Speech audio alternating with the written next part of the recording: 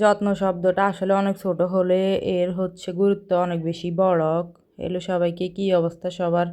কেন কথাটা বললাম, কারণ যত্নই রত্ন মিলে। গত কয়েকদিন ধরে আমার শরীরটা বেশি অসুস্থ লাগছিল, তাই ছাদ বাগানে আসতে পারি না। এই গাছগুলোকে পানি দেওয়া, দেখাশোনা করা, যত্ন নেওয়া কোনোটাই আসলে করতে পারি না। এই ঋতু চেঞ্জ হওয়ার কারণে অনেক বেশি মাথা ব্যথা, জ্বর, সর্দি এগুলোতে এখন লেগে থাকবেই। তার মধ্যে অনেক গরম, তারপর কারেন্টও থাকে না।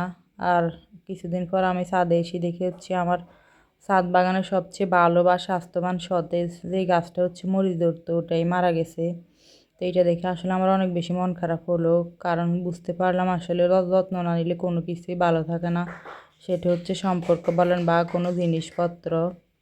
আসলে অনেক সময় মুরব্বীরা বলতো যত্নেই আসলে রত্ন মিলে। এটা এখন আমি নিজেই প্রমাণ পেলাম। যত্নের কারণে আসলে 1 টাকার জিনিস লাখ টাকাতে পরিণত হয়। আবার যত্নে লাখ টাকার জিনিস 1 টাকাতেও মুহূর্তের ভিতরে নেমে যায়। এই যে দেখেন, এতক্ষণ ধরে এটার কথাই বলতেছিলাম। তো যাই হোক, এখন আর কিছু করার নেই।